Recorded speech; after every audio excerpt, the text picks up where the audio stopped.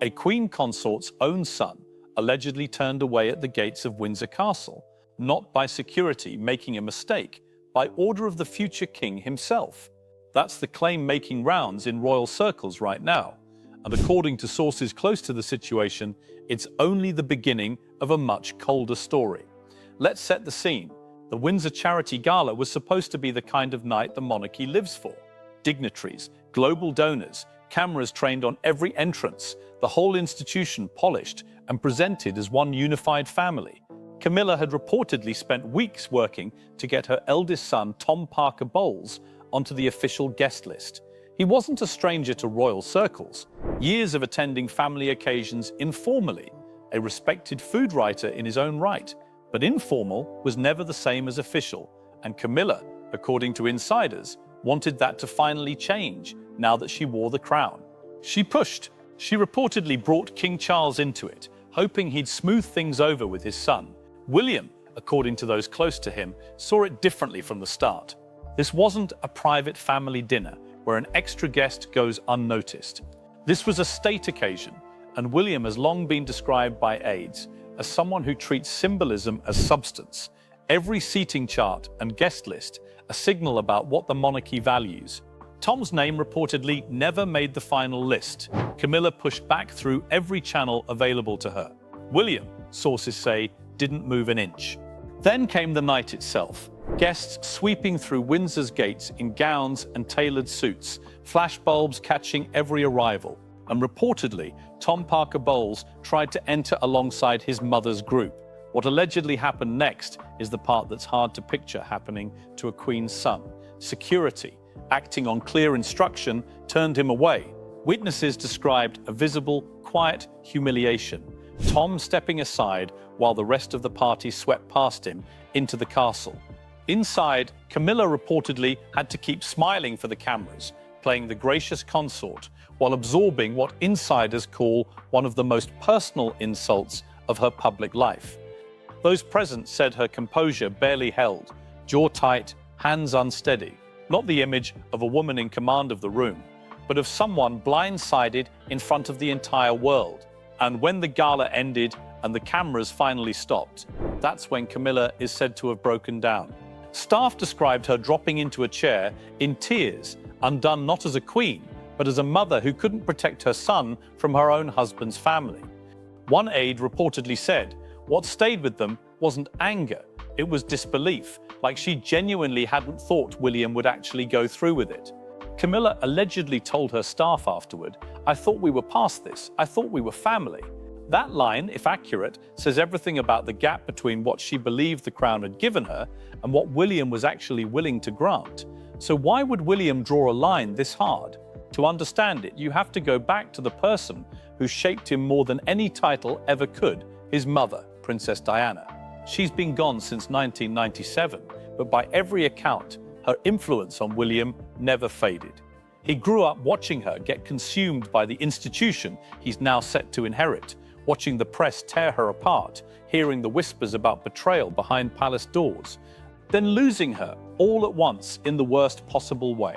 People close to him described that loss as the foundation of a quiet, unshakable mission. Never let what happened to his mother happen again. Not to his wife, not to his children, not on his watch. Where does that leave Camilla?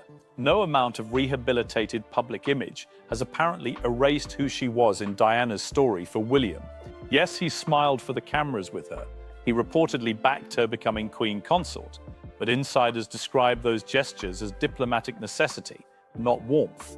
Behind the scenes, the relationship is described as cautious at best, and as Camilla's title grew, as her name started appearing in headlines next to Elizabeth's, even Diana's, sources say that was the line William couldn't tolerate being blurred. Letting Tom Parker Bowles stand in official portraits or guest lists next to blood royals reportedly felt, to William, like erasing what his mother went through. Palace sources claim his expression barely changed when he refused Camilla's request. He simply said no. When pressed, he allegedly responded, "This isn't about the guest list, it's about what we stand for." That single gala night, though, is reportedly just the opening chapter. Weeks later, according to insider accounts, William's office made a second move. this time reaching further into Camilla's world. And this time it was about money and legacy, rather than a party invitation. Camilla's sister, Annabelle Elliot, had spent nearly 2 decades as an interior designer, overseeing renovations across the Duchy of Cornwall, the estate controlled by the heir to the throne. She was appointed under Charles's tenure as Duke of Cornwall and reportedly earned substantial sums for her design work over the years, including a significant 6-figure fee in a single year, according to financial records cited by insiders. When Charles became king in September 2022, control of the duchy passed to William. And according to those records, William quietly declined to renew Annabelle's contract for the 2023 to 2024 fiscal year. No announcement, no public explanation, just an absence where her name used to be. To the outside world, it looked like routine budget trimming. Inside the palace, sources describe it as seismic.